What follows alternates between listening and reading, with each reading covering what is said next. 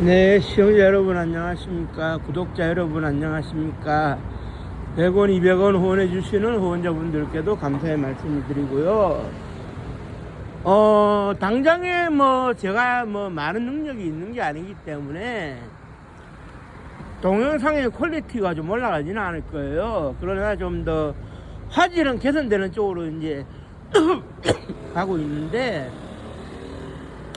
이게 이제 제가 자랑은 안 하지만 아이폰 17 프로로 최근에 바꿨거든요. 그래서 이제 최근에 동영상들은 화질이 좀 개선돼가 나오기 때문에 보시기는 편하실 거예요. 그리고 저는 언제나 이제 다 모셔도 된다, 다 안 들으셔도 되고, 듣다가 주무시면 수면 영상으로도 추천을 드릴게요. 제 목소리가 자장가 목소리가 될런지는 모르겠는데, 일단은 요즘 또 수면 영상이 인기고 하니까 저도 수면에는 도움이 되었으면 좋겠습니다. 물론 제가 수익이 나기 위해서는 구독자 수보다는 시청 시간이 보장이 잘 안 되는 것을 좀 끌어올리긴 해야 되겠는데요. 저도 많은 고민을 하고 있고요. 제가 아까 야탐역을 지나면서 내란의 밤 1주년 해가지고 국민들이 이제 민주주의를 극복했다, 이러한 현수막을 보게 됐는데, 지금쯤이면은 46년 전에 12월 12일 군사 반란, 군사 행동이 이제 생각이 나는데요. 그때 당시에 뭐라고 표현을 했던가요? 한 르포 작가가 표현을 했죠. 장군들의 야간 외출이라고. 그때 당시에 계엄하에서 어떻게 되느냐, 장군들도 정위치를 해야 될 곳은 실피나 집무실이나 아니면은 관사에서만 있을 수 있도록 되어 있었거든요. 그런데 이제 상급자 지휘관들의 승인을 받지 않고 모인 것도 문제고, 반란을 획책했다는 것도 문제가 되는 것이고, 그 사람들이 다 이제 전두환 노태우 두 전직 대통령을 정점으로 해가지고 처벌을 받지 않았습니까? 물론 이제 12 군사 반란에 한을 남긴 사람들 중에 일찍 의문의 죽음을 사실상 사살을 당한 정병주 전 장군을 제외하고는 다 모여가지고 이제 김영삼 대통령에게 이제 역사 바로 세우기를 권유를 하고 재판이 이루어지도록 했는데요. 결국은 그렇습니다. 성공한 쿠데타도 처벌할 수 있어야, 아이고 언젠가는 처벌될 쿠데타를 왜 해, 이런 생각을 가질 수는 있다. 하지만 쿠데타에 맞섰던 장군들도 100% 이렇게 떳떳하냐 하면 떳떳하지 못한 측면도 있기 때문에, 그들이 명예회복을 나서는 것도 참 어떻게 보면 좀 어중간하기는 합니다. 사실 막았어야 될 계엄을 막지 못했다는 측면에서. 그런데 제가 이제 12 얘기를 할 때 수많은 사람들이 물어봅니다. 이거 진짜 막을 수가 없었느냐, 그리고 김호랑 소령은 왜 죽어야 했느냐, 이거를 이제 계속 물어보시는데, 오늘은 좀 정리를 해서 이제 간단하게 설명을 드리면,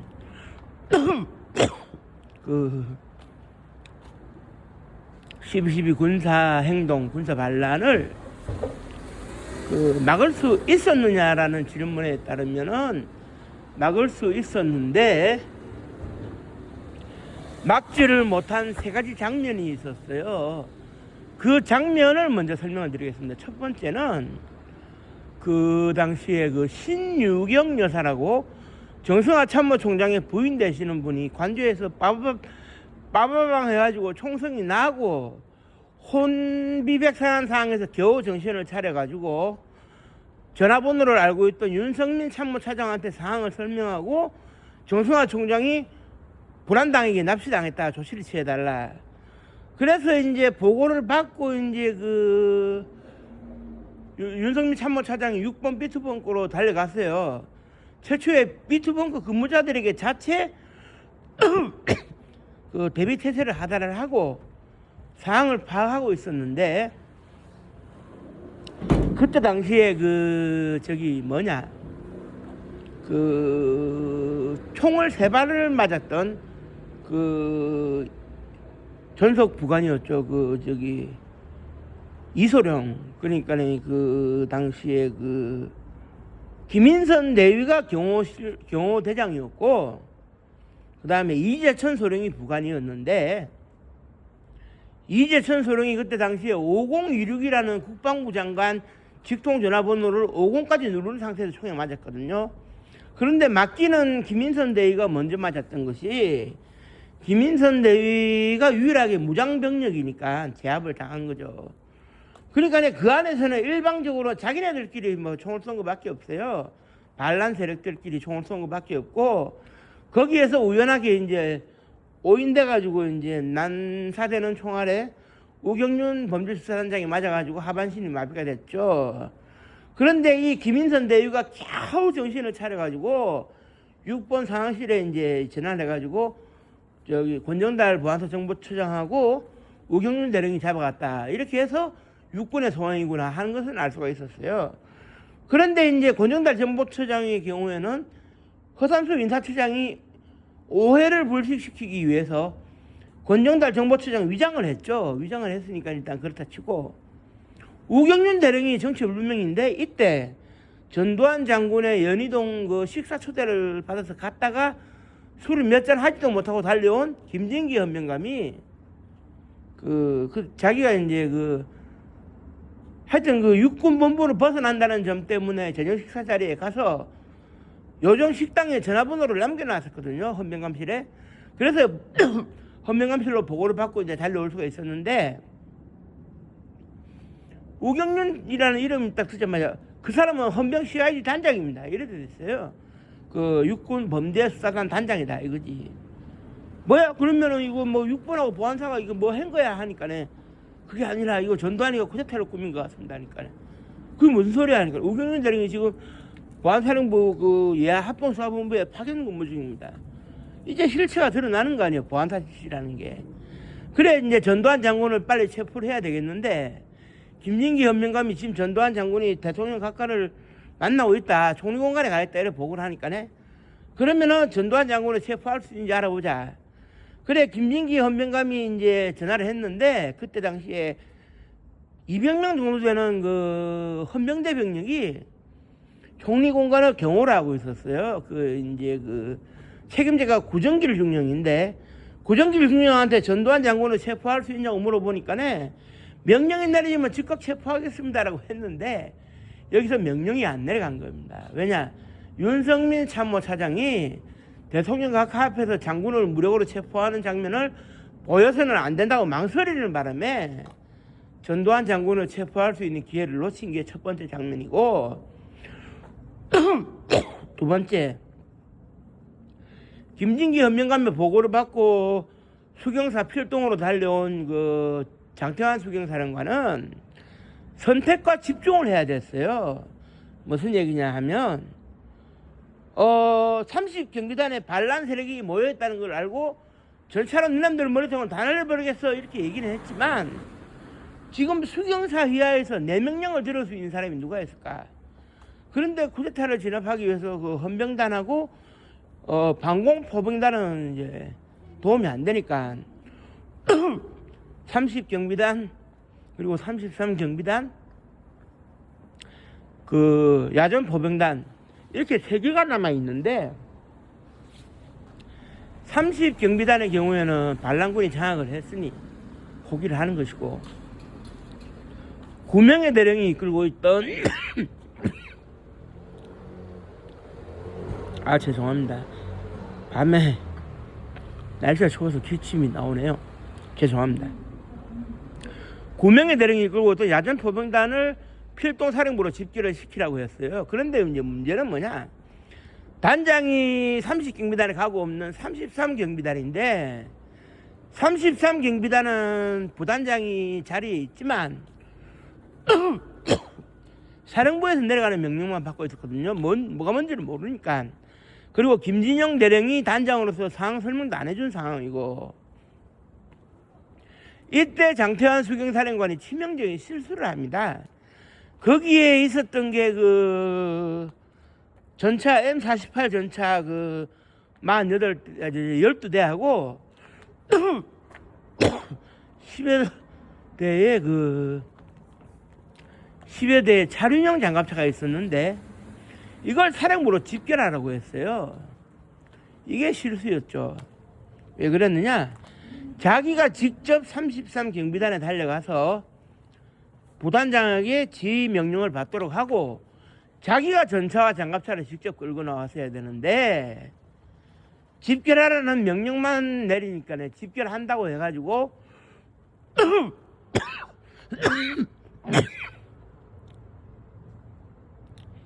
죄송합니다. 기침이 자꾸 나오네요. 집결하라 그래가지고 전차부대장이 집결을 하려고 출동을 했었는데 필동 그 사령부로 가는 도중에 김진영 대령이 나타나가지고 오늘은 내 명령을 들어라. 수경사의 명령을 듣지 마라.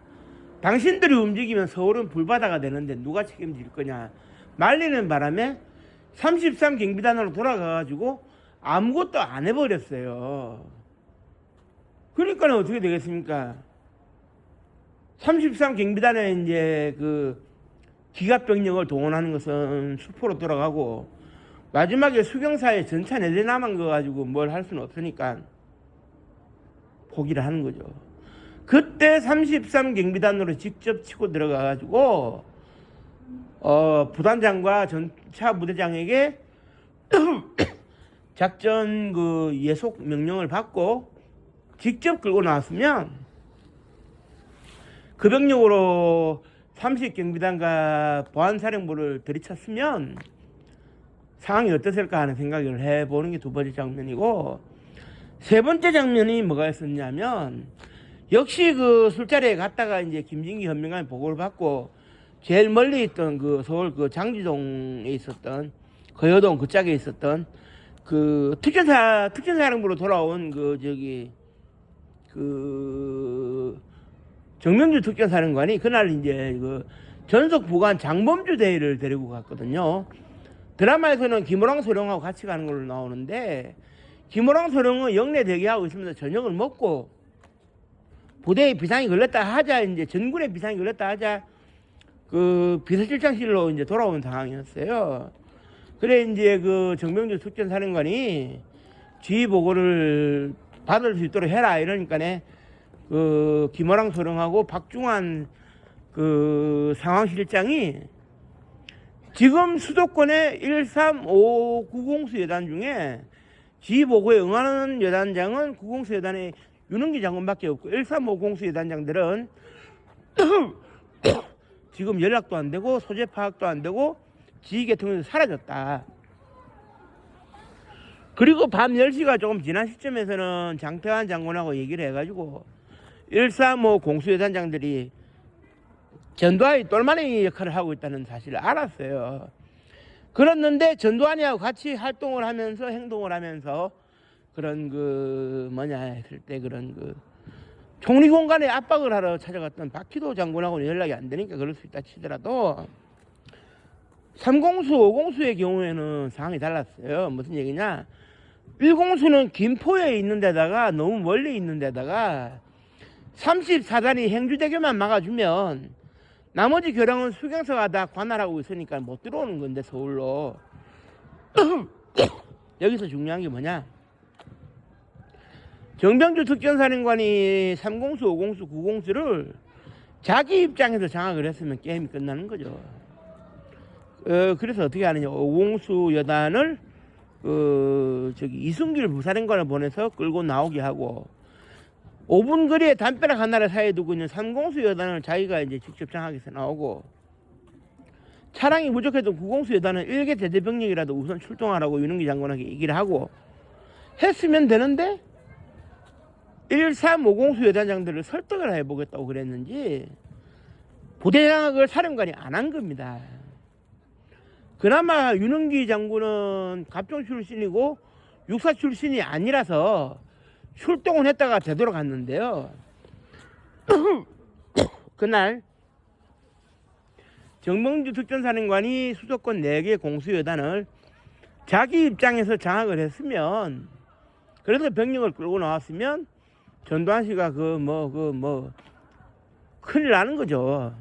그런데 그렇게 하지 않았다는 점에 있어 가지고는 그것도 이제 정명주 특전사령관의 실책에 해당되는 세 번째 장면이에요.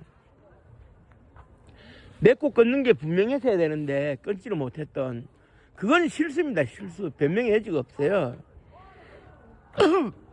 그리고 김호랑 소령이 왜 죽어야 했는가에 있어가지고는 김호랑 소령은 그랬어요. 베레타 권총에 실탄 7발을 장전을 했었는데, 그때 그 보안반장으로 나와 있던 김충립 소령이 왜 무장을 하느냐, 장전을 하느냐 물어보니까 상공수에서 사령관님을 잡으러 올 수도 있으니까 내가 막아야 되겠다. 비서실장의 입장에서 막아야 되겠다. 그런데 여기서 중요한 게 이제 뭐냐면, 전두환 보안사령관이 불법적인 명령을 내리게 되죠. 최대창 상공수의 단장에게 우리가 살리면 어쩔 수 없다. 정명주 특전사령관은 덮쳐라, 체포해라. 그래 명령이면 따르겠습니다. 명령이 아닌데 이제 있을 수 없는 이제 명령인데 시키는 대로 하는 거죠. 자기들끼리 이미 짜고 치는 고스톱이니까. 그런데 이제 여기서 이제 중요한 게 뭐냐? 최세창 3공수 여단장이 박종규 15대대장한테 이제 지시를 합니다. 사령관을 체포하되 반항하면 사살해도 좋다는 전두환 장군이 애시당초 명령을 내리지 않았던 부분까지 같이 얘기를 해버려요. 그래가지고 박종규 중령이 부하 20명 정도를 데리고 사령관실로 갔는데 문이 잠겨 있으니까 먼저 부셔버려 해가지고 이제 총을 난사를 했거든요. 그러니까 김호랑 소령도 대응을 안 할 수가 없으니까 베레타 권총으로 2발을 쐈는가 3발을 쐈는가 쐈을 거예요. 그러자 화가 날 대로 난 박종규 중령이 밀어버려 해가지고 M16을 난사하게 되고, 그래서 이제 그 과정에서 김호랑 소령이 실탄 6발을 맞고 사살을 당하고, 그 다음에 이제 정병주 특전사령관이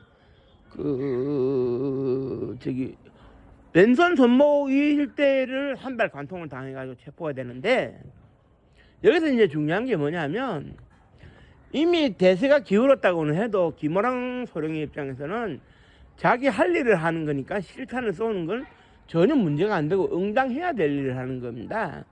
응당해야 될 일을 하는 것이고, 박종규 중령은 하면 안 되는 행동을 한 거 아닙니까? 그런데 조금만 생각을 잘 냈으면 김호랑 소령을 설득을 해서라도 정병주 사령관을 총을 안 쏘고 체포할 수도 있었을 거라고 봐지거든요. 그때 당시에 그날 밤을 지켰던 특전사령부의 주임 상사, 그러니까 그때는 원사 계급이 없던 시절인데 주임 상사였던 박원근 상사가 기억을 하더라고요.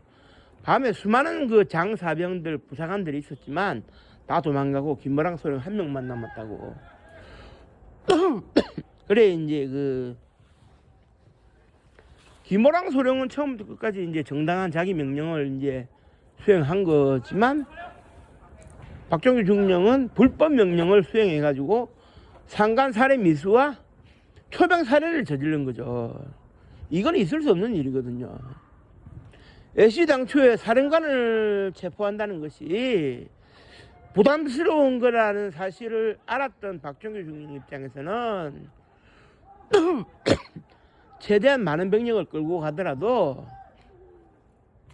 총을 안 쏘고 사령관실을 점령할 수 있었으면 어떻게 됐을까? 꼭 그렇게 총을 난사해야 되느냐, 이런 의문이 듭니다. 김호랑 소령이 총을 쏘았다는 점에 대해 가지고 얘기하는 사람도 있겠지만, 비서실장으로서는 반란군을 하고 맞서 싸워야죠. 참 군인인데 반란군이 쳐들어오는데 사령관님 모셔가십시오, 잡아가십시오, 이렇게 할 수 있습니까? 그렇게 해서는 안 되는 것이죠. 비서실장으로서 사령관을 보호하는 건 당연한 임무입니다. 그러나 박종규 중령은 자신의 임무가 아닌 것을 행했거든요. 그건 뭐 사형이죠, 사형. 군대 이 군법에 그 초병 살해는 사형밖에 없거든요. 그리고 초병 살해를 명령한 최세창 장군이나 전두환 장군도 불법적인 명령으로 사살이 이렇게 이루어진 거니까 명령권 따라서 당연히 사형인 것이죠. 다만 이제 그 1997년도에 대법원 확정 판결이 난 것은 정치적 판단이 어느 정도 고려된 판단일 수 있다. 그런 점에 비춰봐가지고 뭐 썩 이렇게 그 우리가 그 만족할 수 있는 그런 판결은 아니지 않느냐 이렇게 생각을 하지만, 아무튼지 간에 박종규 중령이 좀 더 냉철한 판단을 했으면 압도적인 무력 시위를 하는 한에 있더라도 사상자가 나지 않게 했어야 됩니다. 사령관 한 명을 덮치는데 뭐 실탄을 수십 발을 발사를 합니까? 그 애치당초 있을 수 없는 일이지. 당당히 찾아가서 사령관님 죄송합니다, 어쩔 수가 없습니다, 같이 가주셔야 되겠습니다 하면 정병주 특전사령관도 비서실장 김호랑이 다치지 않게 하기 위해서라도 그냥 순순히 포기했을 수도 있어요. 있는데 박종규 중령이 그렇게 나오니까 그 여기서 이제 흔히 이제 얘기가 되어지는 것이, 육사에서 가르치기는 나는 안일한 불의의 길보다 험난한 정의의 길을 간다 했는데, 안일한 불의의 길을 간 사람은 훗날 55사단장까지 했고 험난한 정의의 길을 택한 사람은 실탄 6발을 맞고 사살됐어요. 사살. 순직 처리를 당했죠. 전사 처리를 당했어야 될 수도 있는 상황에서, 그리고 무공 훈장을 받아야 될 사람을 보국 훈장을 주지를 않나. 그것도 계급이 소령이었다고 3일장이라는 4등급을 줬어요. 반란 총책이었던 전두환 씨는 사형은커녕 태극 무공 훈장을 받았거든요. 전투에 참가를 안 한 사람이 공적을 쌓지도 않았는데 왜 태극 무공 훈장을 받습니까? 이거는 주는 사람이나 받는 사람이나 잘못된 거죠. 안 그렇습니까? 공적이 없는데 왜 상을 줍니까? 가만히 앉아가지고 누가 불러서 당신 상 받아가시오 하면 그 뭐 상 받아가면 됩니까? 안 되는 거죠.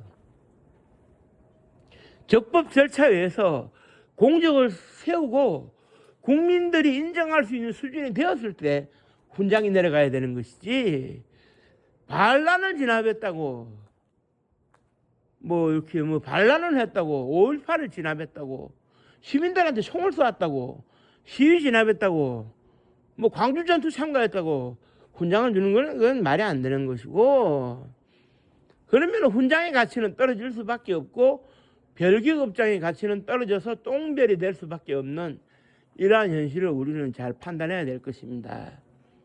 제가 그 12월 12일이 되면 또 방송을 또 특집으로 할까 생각 중인데요.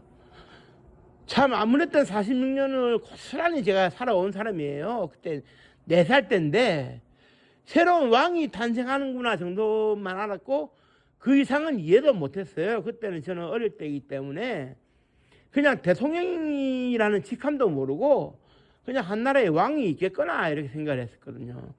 그 텔레비에서 매일 보이던 박정희라는 왕이 새로 바뀌는구나 하는 그 생각만 했고, 그 사람이 누군지 알 턱도 없는 일이고 4살짜리 아이가 뭘 알겠습니까? 나라의 최고 어른이 바뀐다 뭐 이 정도만 딱 아는 거지. 뭐 어른들도 설명을 잘 안 해주고 그때는 시시할 때니까. 고래 46년이 지나가지고 이제 내가 그 개인적으로 역사학자로서 이렇게 판단을 해보면 되새김질해야 될 게 상당히 많다. 우리가 바둑을 뚫을 때도 지고 나면 복귀를 하지 않습니까? 왜 졌는가? 우리가 12.12도 많이 복귀를 해봐야 됩니다.